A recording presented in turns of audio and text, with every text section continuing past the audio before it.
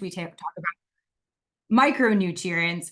But it's really important that you guys understand the big picture as it relates to reimbursement, dietitians, and CNS, because I think there's a lot of misconceptions, as we'll talk about. But by understanding the big picture, I know it's very overwhelming with the small picture, but I think it's really important for you guys to understand both. So we're going to be looking at an overview, and then we're going to be diving in deep to the details as well. So I'm going to talk about how the game has changed, and it has changed substantially. Remember, your girl Amy P has been accepting insurance since 2007. So I have been privy to all of these changes. We're going to talk about the misconceptions that most CNSs and dietitians experience with insurance. Then we're going to talk about the 6 major benefits. And then we're going to give you guys a little bit of an overview on how to get started billing insurance with Practice Better. So, like I said, we have to talk macro before we talk micro. And so as a girl who has been billing insurance for almost 2 decades now, a lot has changed. And whether or not you hate the Affordable Care Act or Obamacare, the cool thing for dietitians and CNSs is it has changed for the better. So the Affordable Care Act went into play in 2015. It was actually drafted as an article in 2010. And what the Affordable Care Act did from a nutrition MNT standpoint is it increased access to MNT. So prior to the Affordable Care Act, prior to 2015, we were really treating disease states. There was some preventative coverage, but it wasn't called that. And so I started my practice in eating disorders. And so just to give you an example, like in 2007, 2008, I would see my patients weekly, and there would be a cost share for their visit. Even if I was working in weight management, the same thing. Ding, ding, ding, ding, ding, 2015, Affordable Care Act goes into play, and we have this whole new definition of preventative services. And what's important for you guys to know about preventative services, and I'm going to say this, and you're going to hear me say it several times throughout the presentation. If you bill correctly, right, imperative word being correctly, under preventative services, your patient should not have a cost share for the visit. A good way to know if you have billed incorrectly is if the patient has a cost share or it went towards the deductible. It means that we did not correctly bill towards the preventative side. So each insurance plan has 2 sides. It has the preventative side with no cost share to the patient, so 0 out-of-pocket costs, and then it has the medical side as well. So many dietitians in this space, we are able to bill under the preventative side. So that means that it costs our patients 0 out-of-pocket cost. Once again, we need to be billing correctly in order for this to happen. But this has been a game changer for dietitians because almost all of the major plans have almost generic coverage where you don't even need a diagnosis. So this was really a game changer. So if you are an older dietitian like myself, and you're wondering if I am crazy by saying insurance can be a lucrative aspect of your practice, I'm not lying, because a lot has changed since some of us have done our training. So this is the overall picture. Now I want to dive into some of the insurance myths that probably many of you guys on this call probably still consider a truth. So I could literally do an entire presentation on insurance myths, but I wanted to focus on the 4 major ones. Pay is crappy, nothing is covered, getting credentialed is hard, and billing is a headache. So the concept of pay being crappy, right? Crappy is an adverb, so it's always relative, but reimbursement rates for dietitians are at an all-time high. I work with dietitians literally in every single state in the United States, aside from Puerto Rico, but I do work with dietitians in Hawaii, Alaska, and I can tell you that the average reimbursement rate per hour, I'm just going to give it to you per hour, is about $126. With that being said, There is a low, depending upon your state, probably of like 75 per hour, but there's also a high of $300 to $400 an hour, depending upon the state. I like to talk averages. I like to talk real numbers. So I would say on average, you can anticipate in most states, remember this is going to be state dependent, about 100 and, in the mid 120s. So pay is far from crappy. I always say I left Yale New Haven Hospital. I was a diabetes educator in 2014. I was making $33 per hour. I will take $75 per hour. I will take $100 per hour. I will take $150 per hour any day of the week versus my 33 with a master's, right? With 2 board certifications and a ton of experience. So pay is far from crappy. Like I said, it will be variable. Like I'm going to just give you an example. Like for the same service, one of my payers in Connecticut pays $75, while many of the other ones pay $160 for the same exact service. So it is variable. But I always want to be truthful. I always want to be realistic when it comes to pay. But to me, like I said, making $75 per hour, I felt like a millionaire compared to making $33 an hour. So nothing is covered. That used to be true back in the day prior to the Affordable Care Act. But post that, if we are billing under preventative services, all of the major insurances, so Aetna, Cigna, Blue Cross Blue Shield, many have visits covered on those plans with no limits, depending upon where you're billing from, while the only one that tends to be more challenging to bill, which might be United Healthcare. Why I say that is I run a practice and we focus on polycystic ovarian syndrome and weight management. And I am sincere. I would be happy to show you the back end of my practice when I tell you 99% of all of our patients, we see 500 plus patients per month, have coverage. Okay. So if you see dietitians struggling with insurance, I'm going to say this from a place of love. There's a 99% chance that they are billing incorrectly. Okay. So nothing is covered. If things are not getting covered and the plan has coverage, there's a good chance you're using the wrong codes. Getting credentialed is hard. Most dietitians and CNSs historically are good critical thinkers. And as a whole, like on my RD exam, I needed to know what type of spoodle to use for a number 5 to open a, or serve a number 5 can of peas. So if that was what is anticipated of my training, then getting credentialed is a walk in the park, right? So it is all relative. So that is why I am very frustrated when dietitians pay other companies to credential them, because a lot of times you will hit roadblocks, but you just have to persevere. It is not as bad as it seems. It only seems bad because we don't know how to do it. It only seems bad because we've never done it. So it is reasonable to anticipate that it might feel hard, but the reality is it is not hard. And lastly, billing is a headache. One of my favorite parts of my job as a coach, mentor to dietitians is watching them submit their first insurance claim through an EMR. And the EMRs make things so easy, so seamless, that it literally will take you less than 10 seconds to submit an insurance claim. So as long as you know what you're doing and you have a fundamental understanding, billing is not as hard as it seems.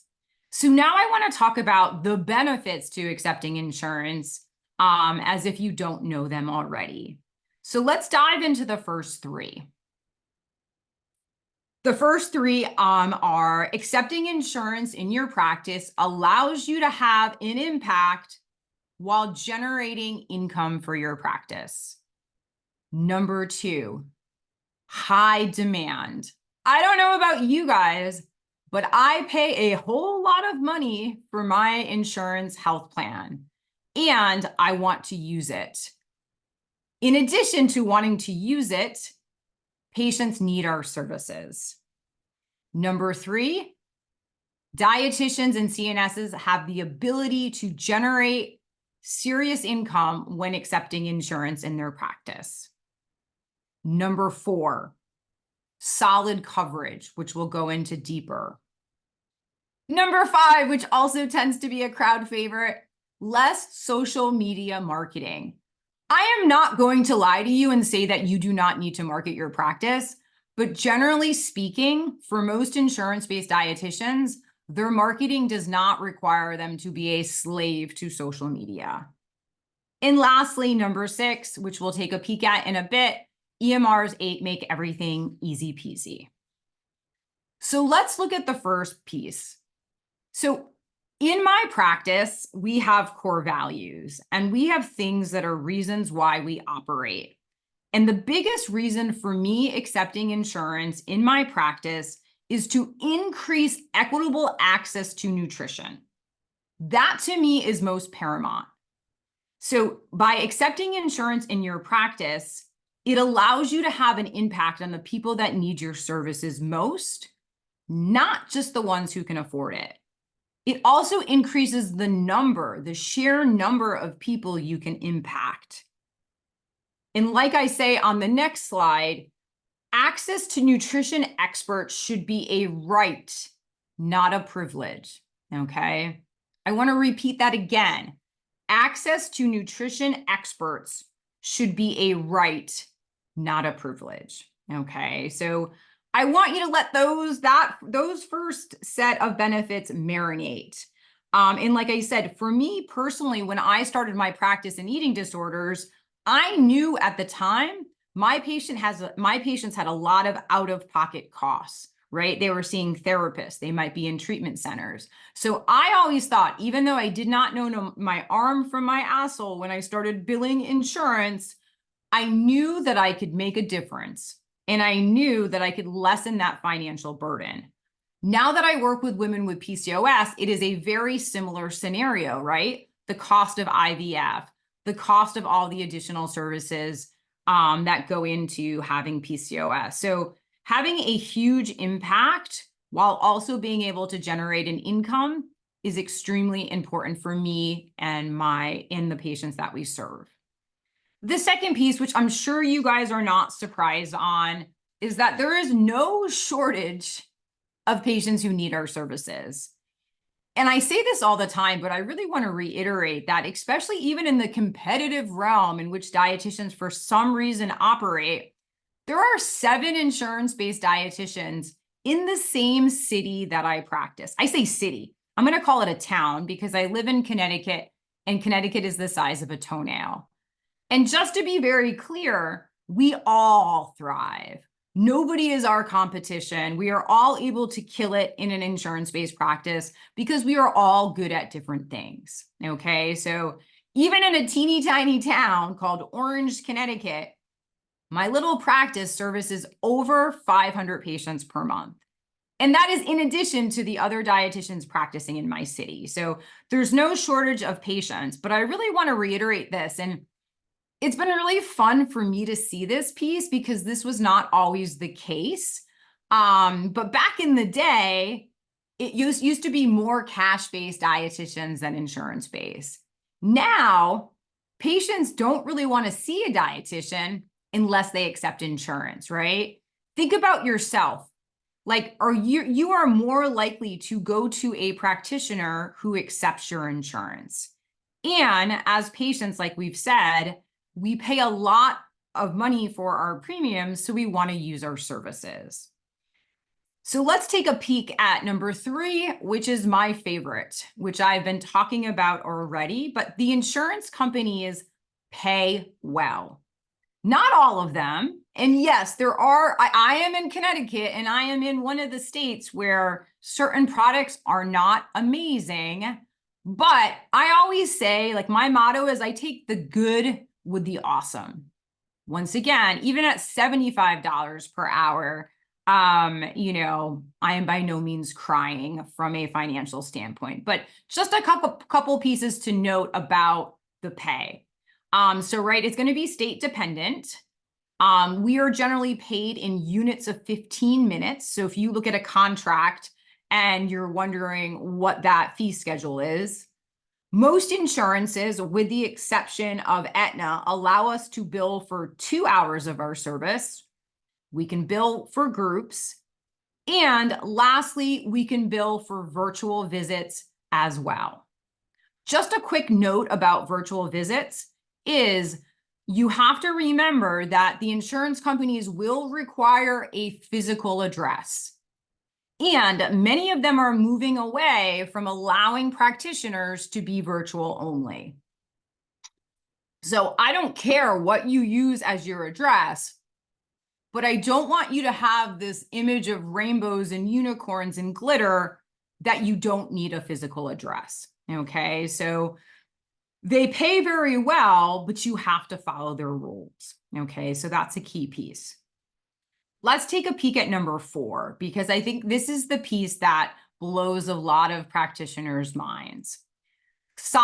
There's solid coverage on all of the insurance plans. So Blue Cross Blue Shield, Cigna, and Aetna all allow us to bill them with a non-diagnosis code, nutrition surveillance, which is a very basic code.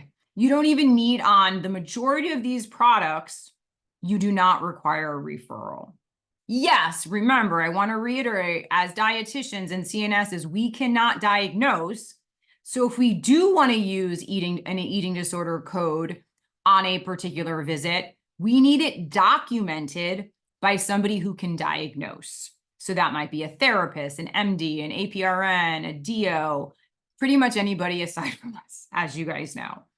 So in my experience, like I said, I just want to reiterate the numbers because these are real numbers. In my practice, we see 500 patients per month, if not more, and 99, only 1% of our patients pay cash. Many of our patients, because I work in weight management, I just want to reiterate my scope. My patients, I don't think there's any plans, I'm just looking at I don't think there's any plans that we bill in the world of weight management that actually don't have unlimited visits on fully funded group plans. So if that is your niche or your area, or you're interested in preventative nutrition, so weight management, diabetes, prediabetes, metabolic syndrome, cardiovascular disease, those are things that will generally have excellent coverage and no cost share. With that being said, if you bill an insurance company with a medical diagnosis, so an eating disorder, celiac disease, anemia, it's not to say that those plans don't have great coverage for that, but because that falls on the medical side of the patient's policy, they may need to meet a deductible or have a cost share for those services. I want to be very clear because many dietitians get super frustrated with that side. That is not an MNT thing.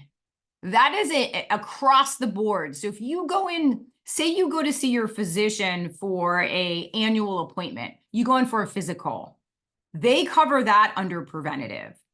Say you go back 3 weeks later and you are sick, you have the flu. That is a medical visit. You are paying for that second visit where there is no cost generally always on a preventative visit. So I want to be very clear that it is not just dietitians get frustrated, and I understand why, but the reality is the patient has coverage. It's just going on the medical side of the policy. So I have never really seen a plan that is super horrible. And in my experience, they have solid coverage. Let's take a peek at number 5, because I think for many dietitians, this one can be a game changer. So like I said a couple of minutes ago, you do need to market. And in my coaching programs, in my mentor programs, I literally give you the keys to the kingdom. Basically, I give you all of my marketing material and everything that I actually do and have done and continue to do to build my practice. In 100% honesty, I do not have a social media account for my private practice, or one that's really active. We do not post As you guys know, Reimbursement Dietitian is a very active platform. That is because I am marketing. I need to be where my ideal client is, which is you guys, right? So marketing is important, but there's less emphasis on social media. There is more emphasis on the providers who touch your patients before and after the visits with you. And so I work in PCOS. And so a lot of people might not think, but there's lots of different providers that my patients work with, right? There's an OBGYN generally. There might be a fertility specialist. But because these women have issues with hirsutism and overgrowth of hair, right? We might have a dermatologist involved. We might also have a med spa. That's a surprising area where we get a lot of referrals for, because they're managing the hair growth. So dermatology, managing the acne. So I want you guys to think about your ideal client from a marketing perspective. And I want you guys to ask yourself, who touches my patient before and after? And one of the cool things about marketing in an insurance-based practice, when your patients have a high amount of visits, you are able to have a high amount of retention in your practice. So you're not constantly most cash-based dietitians, before your patients have finished a particular package, you're already selling them on the next package, right? So you're marketing, you're trying to create how your ongoing program solves their solution. When you are an insurance-based practice, because you have a large amount of visits that are covered, you don't have that desperation or that need to market yourself as hard as you would as a cash-based dietitian. In the next slide, I just wanted to show you guys an example of how insurance-based dietitians market. And so if you choose to go into social media, not all dietitians in insurance-based practices will elect to do anything in social media. It is a lot easier than if you are selling cash-based services, right? So a lot of dietitians will just screenshot their schedule, say in Practice Better, and it will show all their insurance-based patients. They might just, post a quick little slide that shows the insurances that they take. They might talk about how their patients don't have a cost share. So it's a different type of marketing. Once again, you can use social media. Like, I absolutely love social media for working with dietitians. Like, it's my favorite part of my day, where I loathe doing it for my private practice, so much to the effect that, like, I don't do any of it. Okay, so, and I could hire somebody to do it, but right now we don't need it. So if you are not a social media type of person, insurance may benefit you because you don't have to do as much. You do need to market. I do not want you to leave this presentation and say, Amy P told me that I can just cruise and be in the directories. That is not how this happens. But I just wanted to show you that there is a different side that is not the same as being cash-based. And lastly, before we pass it back to Practice Better, billing is not hard with an EMR, okay? Why billing is not hard with an EMR, especially like Practice Better, is Practice Better and Claim MD, as you guys will see, it speaks to one another. Prior to this integration, reconciliation of claims was really challenging. It wasn't challenging. It was just one extra step that the dietitian needed to take, or the CNS needed to take. But when you know the fundamentals of billing, using an EMR is literally just plug and play. And now we're going to take a peek at the integration and what you guys can anticipate. Yeah, thanks, Amy. We did. So I don't know if you wanted to spend a couple of minutes answering those. Yeah. I can read them out, or you can open them up. Oh, yeah. Absolutely. So anonymous, I'm gonna just put on my glasses. Please clarify, you don't need a diagnosis. That is completely new information, at least in California. You have to have a diagnosis to bill, in my understanding. So what I mean by that is you can use, so if you're in California, so remember there's 3 states too. Remember, there's always going to be nuances, but California, Alabama, and Tennessee are one of the 3 states in the United States that requires an MD referral. An MD referral is required independent of whether or not you are cash-based or insurance-based. So I just want to set the record straight there. When I say you don't need a diagnosis, you can bill Anthem Blue Cross Blue Shield of California with Z71.3, which is a non-diagnosis code. It is an ICD-10 code that represents nutrition surveillance and dietary interventions, but it is not something that needs to come from another provider. You can use that code without that needing to be on your referral. Even if you're in California and you get a referral for a Blue Cross Blue Shield patient that has diabetes on it, you can still use Z71.3 as in any state by its own. So when I say you don't need a diagnosis, to clarify, you don't need it documented by somebody else. On many plans, you can choose that. The hourly rate is great, but aren't there caps, limits on the number of sessions that insurance will cover? So it's always going to depend on the insurance company. So for example, most Blue Cross Blue Shield products allow up to 8 units, so 2 hours, and many of those have unlimited visits. Aetna gives a base of 10 on all fully funded group plans. UHC, if you're billing with preventative, has unlimited visits. Medicare has its normal caps. Who am I missing? Insignia often offers unlimited visits if you're billing correctly. So it will really depend on the insurance plan you're billing and the coverage, but as a whole, that is the general coverage between.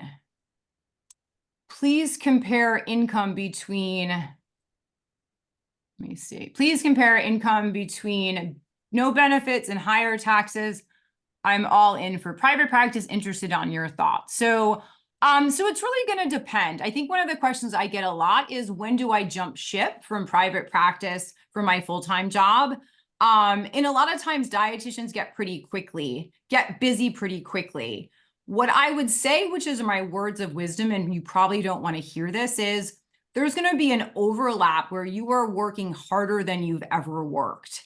My husband, I like to say I worked 80 hours a week when I was trying to transition. My husband would say 100 hours. So there is going to be a period where you do need to work harder than you've ever worked, but your practice will be worth it. So in terms of employee benefits and self-employment, there's many things you have to consider. And so that's why my big words of wisdom to answer this question is, can you find a part-time job, potentially?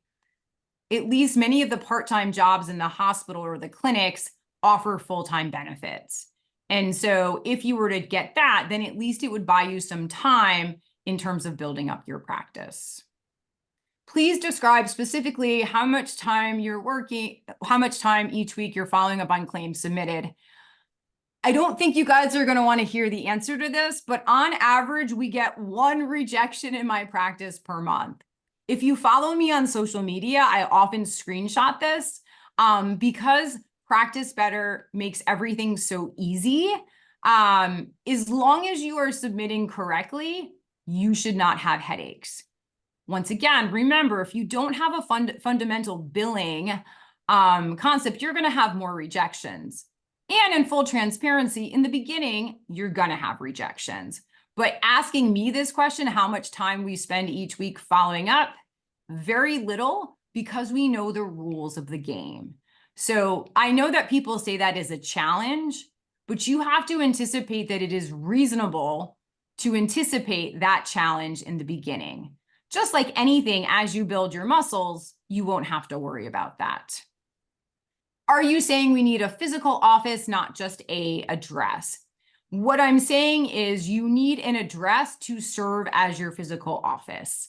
And certain insurance companies will come out and look to see that you have a physical office. I would say in my experience, I've seen this happen in New Jersey, Texas, and California, especially for Medicare. So a lot of dietitians just want to rent an office, and that is a good place to start. But you have to be mindful of the risks in which you take with that. So you do need a physical address that will equal your location. So some dietitians will use their house, and certain insurance companies will not have any issues with that. But certain insurance companies will notice that your house is in a residential zone, and then they're going to ask you if it's ADA compliant. Wondering if you sell supplements in your practice. If so, your insurance clients pay out of pocket for supplements. Yes. So in my practice, we have a private label for supplements. We sell protein powder. We sell high quality krill, vitamin D, and like a multivitamin. We don't do any like fancy supplements, but yes, of course, you can only bill insurance for face-to-face visits. Anything else, 100% cash. You want to provide them with meal plans, and it's going to be time off the call, charge the patient. You want to do email check-ins, or they want email check-ins, that's not forward-facing MNT. You can charge the patient. I have heard from others you have a greater risk of being audited and higher legal risks. It's also a myth, totally a myth. I have never met any other dietitian who was audited by the IRS aside from me. And so, you know, and I know a lot of dietitians. So my audit was completely random, you know, at best. So I don't think there's a greater risk. There would be no greater risk. Like, there's no reasoning behind why there would be a greater risk. You know, your money is your money. As long as you're declaring all of it, the IRS doesn't care if it's cash, or it doesn't matter if it is, you have a lot more legal risk as being cash-based, especially with the No Surprises Act, right? You have to be very mindful of that you're disclosing your rates. There's a lot. I'm much more grateful for being insurance-based, because I feel like it gives me a better filter in which to operate. I don't know where to start with getting credentialed. Totally a reasonable experience, a reasonable question. If you go to reimbursementdietitian.com, on my first page, I give you my cheat sheet. It's a 5-video series, and it will walk you through the steps of getting credentialed. I have more free content on Reimbursement Dietitian for getting credentialed than probably paid content. So I walk you step by step through the process, you know, for free. So you don't have to pay anybody for that. Also, I see that most of your staff are RDs. Is insurance based easier for RDs as opposed to an LDN? Nope. So it's just going to depend on how your state is. So for example, you know, it depends how your state defines licensure and practice exclusivity. In Connecticut, we can have CNSs work for us. I've just never had a CNS who's applied. I have tons of CNSs and LDNs in my coaching programs, but your ability to accept insurance is based on how your statutes are written. Is it possible to get quotes for reimbursement per insurance company per state? Otherwise, I don't want to go through the trouble of getting credentialed without ever knowing how much I'm going to get paid and if it would be worth it. No, there's no way of knowing, because insurance contracts are proprietary. But I've never really met dietitians in the clinical setting that are making $75+ per hour. And so I would say historically that is the low in terms of what I've seen. There will be exceptions and nuances, but that you can probably use as your low. If you want to get a sense of overall what insurance rates look like, just go to Medicare, and you can take a peek at Medicare fee schedule for your state. That is public knowledge. But as a whole, you know what I mean? I've never seen it historically been, you know, be less than $70, $75. What do you recommend if the plan states they are not accepting new dietitians? Good question. Yep, you always want to appeal. So in my coaching program, I have about 10 sample letters that we use to appeal. I had to appeal UHC in Connecticut and Aetna. So you have to make sure that you're showing them what makes you special and unique and why they should let you into their network. You have to do an assessment of who's in the network already, who is active, who is not. But I would probably say 95% of all of the dietitians in my coaching program who appeal closed networks get in. So you have to do the work. How many plans would you advise getting paneled with? I say all of them. If your intention is to be an all-inclusive provider and you support the concept that nutrition should be a right, not a privilege, then you want to be an inclusive practice and accept all insurances.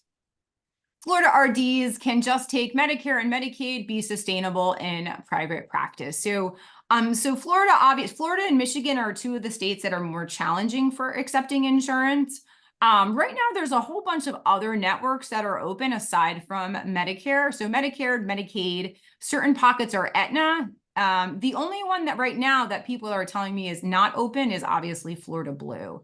But I don't think you can be sustainable just with Medicare and Medicaid unless you specialize in diabetes and just CKD. I do not let dietitians in Florida into my coaching program because I feel like it is too challenging with what is available. Can you bill the patient for the difference between insurance covers and your rate? No, that is illegal, and that is called balance billing, and they will pull your contract. The same is true for any provider. So if you go to see your doctor, for a physical and they only pay the doctor $200 and their cash visit is $400, they can't bill the patient for the difference. I currently work in a local private practice 1 day a week. They want me to get credentialed under their license practice, and they have a billing department to handle all. They're proposing I pay them a 40% referral fee in this model. So unfortunately, that is illegal. That is what we call fee splitting. I'm sorry. And yeah, so you cannot engage in that environment without being potentially violating the law. So that would violate the Stark law if depending upon, if it's managed, depending upon how it's managed. Generally speaking, that's not a horrible percentage, in terms of paying them, but it can't be set up in that context. So you would want to make sure that you understand the nature of what is permissible, and how you can proceed with that. But my biggest words of advice are do it on your own, and then just use them as a referral source. The same way my dietitians operate in different physicians' offices, and we don't pay them a dime because we elevate their practice by having these types of services available. So by knowing your worth before you enter into that contract, it allows you a higher level of negotiation. Can you elaborate on the office space? Can you be virtual only, provide a home address as the address of your insurance company? Asking from New York City. Yeah, you can. You can certainly use your home or but if you tell them you are going to be virtual only, to the best of my knowledge, they are denying all applications, which they should be. You know what I mean? Like MDs don't work virtually. We always want to say it's so unfair that we get paid so low, but we don't want to follow the same rules as the other people in our in the other disciplines. So yes, you can totally be virtual only and use your home address, but a lot of times they may be able to see that it is residential. If it is resident, yeah. Sorry, Amy, I'm gonna just say one more question for now, and then we'll go into the other portion. And then if we have any time at the end, we can ask more. This is a really awesome, engaged group, so there's tons of questions in. So yeah, let's do one more question, and then we'll take a look at Practice Better and come back to questions if we've got the time. Absolutely. Would you share the company that we use? Yep. So we use a company out of Florida. We use Virtual Labs. Okay. I'm going to share my screen again so we can go and take a look at Practice Better and Claim MD together. Thank you everyone for all your questions. I think sharing your questions is helping everybody learn. And Amy, you're full of expertise here. Just confirming that you can all see my screen. I think you can. So let's kick this off. So for the next portion of the webinar, we are going to take a look at the practical application of how you can start to bill insurance directly within Practice Better and keep all that you're doing kind of in one place as much as possible. So as Amy has shared with us, using an EMR tool that integrates with insurance does make this whole thing a whole lot easier. So this is by no means a step-by-step kind of tutorial, but we'll show you all that is possible with ClaimMD and Practice Better, and some features that you can keep an eye out for and ways that it is making it easier for you. So let's take a look at how Practice Better can support that. Firstly, what does the ClaimMD integration allow you to achieve? So we've got the ability now to check client eligibility in real time. You can submit primary and secondary claims, track the status of those claims right within Practice Better, reply to and challenge any rejections, and tons of settings that are just going to make the claim creation really straightforward with the features in Practice Better as well. So this is a tool that is available for our US providers that are credentialed and have the ability, which I believe if you're here, that likely speaks to you. So let's overview the steps and take a look at those settings that you need to be aware of. And I also just want to quickly take a moment to talk about, from a high level, what Practice Better has done to ensure insurance billing is as hassle-free as possible. And we really built this integration to alleviate that hassle that a lot of people have experienced with insurance and turn it into happiness. So you can reap all of those benefits that Amy has shared. We recognize that billing insurance can be really onerous, it can be very complex and complicated, and that claim submissions can be challenging when you're navigating errors and you're getting used to all this. When you are 2 decades in, like Amy, like she said, she's not dealing with a lot of that anymore. And hopefully that's the point that you all get to as well. But in the meantime, when you are learning, let's try and make it as straightforward and simple for you as possible. We also know that the tracking process can be really painstaking and require a lot of perseverance, as this nice quote on the screen shares with us. So we built this ClaimMD integration to create simply just an easier way to track your claims, keep your peace of mind, time, and revenue. Because we really did hear a lot of this kind of feedback when researching for the new integration. We heard a lot of pain points relating back to insurance from the users that we spoke to that are running these types of practices. And our philosophy at Practice Better is to allow you to work as much as possible in one place with efficiency that benefits you and your clients. So let's show you a better way where there is no need for the Excel spreadsheet and tracking outside of where you are already working. Okay, so first and foremost, you'll need to ensure that you have a ClaimMD account set up and your Practice Better and ClaimMD account linked. So you will need, a Practice Better account and ClaimMD, and then through our third-party integrations, you will be able to link the two together. Once you have an account, you'll go into ClaimMD, grab your API. We do have documentation that supports you in understanding exactly how to do that. One thing that I want to point out is that if you work on a team, this will be done at the individual provider level. So each person will require their own ClaimMD account and API key, and they can put it in their Practice Better account. So let's also overview the settings and the corresponding changes to the Practice Better platform that are in place with the ClaimMD integration. So firstly, these are the new settings that you'll see in the insurance billing section in the settings and notifications within Practice Better. So amongst existing insurance billing settings that we already had, we have now added new default service facility. So again, if you happen to be a team member, this is where you can set up individual member level details. So each practitioner can add their own custom defaults, whereas before each company would just share the company address and details. So this allows claims to be a lot easier coming from the individual practitioner. So you can add your own details, and then when you create your claims, everything will kind of auto-populate with those details. So it's going to kind of take care of anything that would have been manual in the past. Additionally, within settings is the ability to add default unit charges within procedure codes that will auto-populate when creating a claim. So these will allow, again, for as much to pre-populate in a claim as possible. And it's just going to make that process a lot more streamlined and efficient for you when you're getting those claims ready to be submitted.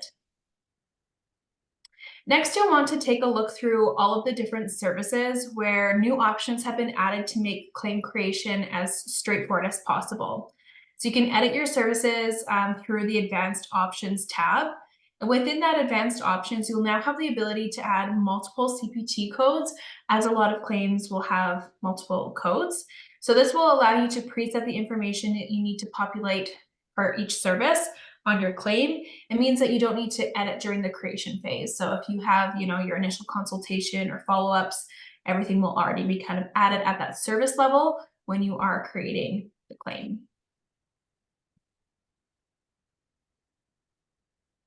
And then within the client record, so the client record is a place where everything is stored for that particular client, everything that's pertinent to them. You can see this whole menu down here on the left-hand side.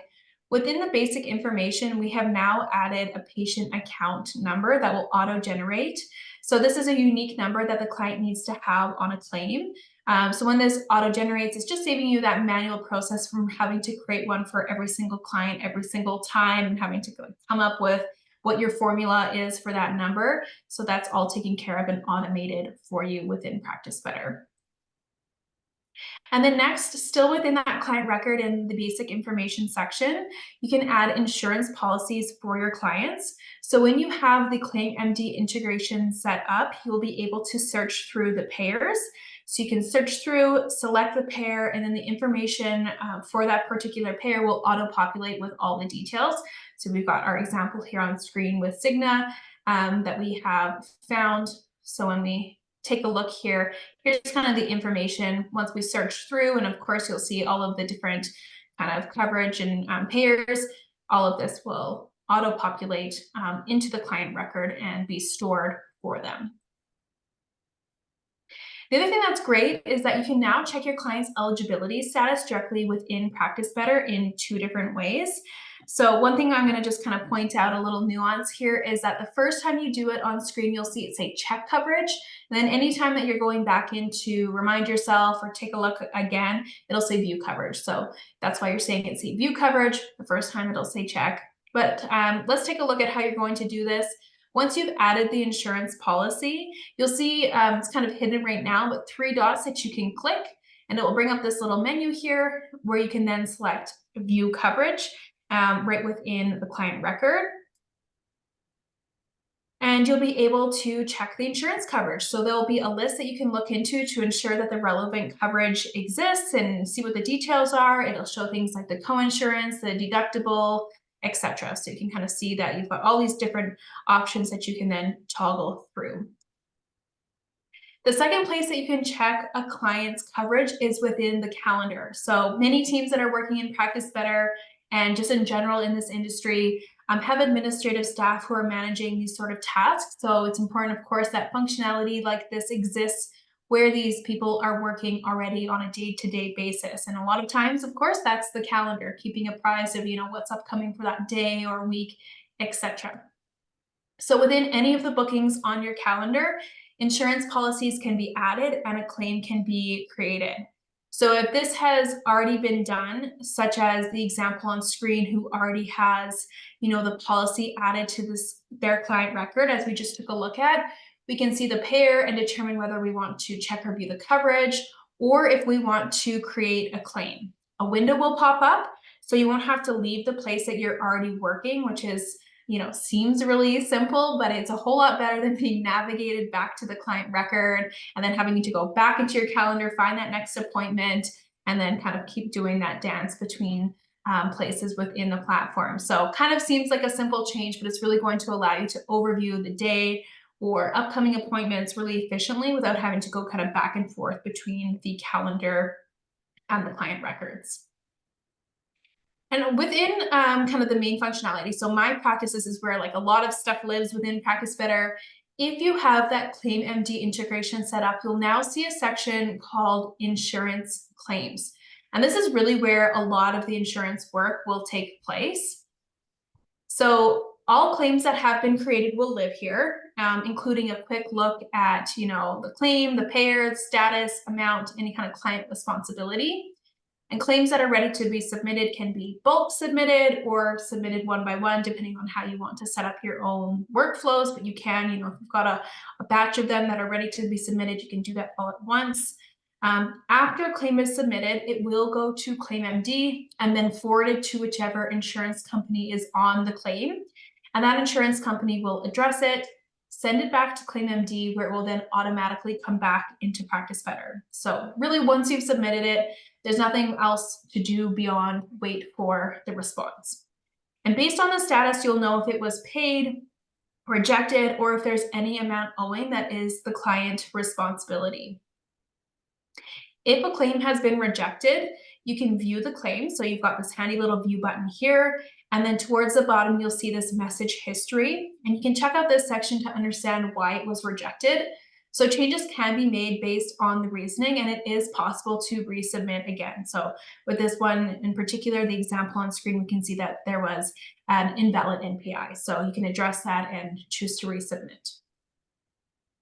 And if there is an amount owing that is the client responsibility, right from that claims page, you can very simply click a button, an invoice will be created within Practice Better, and it will populate with the client's information and the payment details. So I didn't have to manually put anything up here that you're seeing on screen. It was simply just a click from a button from that previous page where there was an amount owing. And then this can be processed. So if you've got that client in front of you, you can process in real time, or you can send that off to the client for them to pay it. So again, really with the click of a button from the claims page, let's go back here, through this more options button, the 3 vertical dots, there'll be an option to create an invoice on any of the ones that have the client responsibility. It will auto-populate and away you go. So really straightforward, very little manual work. Of course, editable if you need to change something, but you shouldn't really need to. And lastly, as we wrap this up, let's take a look at the new reports available in relation to insurance integration with ClaimMD. So Practice Better has this really comprehensive reports and analytics section. So we have now added a new report on insurance claims here within the billings section. And this report is similar to our payment history report, where it's basically kind of consolidating all of the money transactions through your account, but specifically for insurance claims. So it will show all of the claims made in a decided period, and you can filter through. So you can pull up, a specific practitioner on your team, look at any kind of tags that you are using to organize your clients by date, things of that nature. And it will provide the claim amount, paid, the codes billed, and the client all within this kind of one page or report. So really kind of consolidates your view.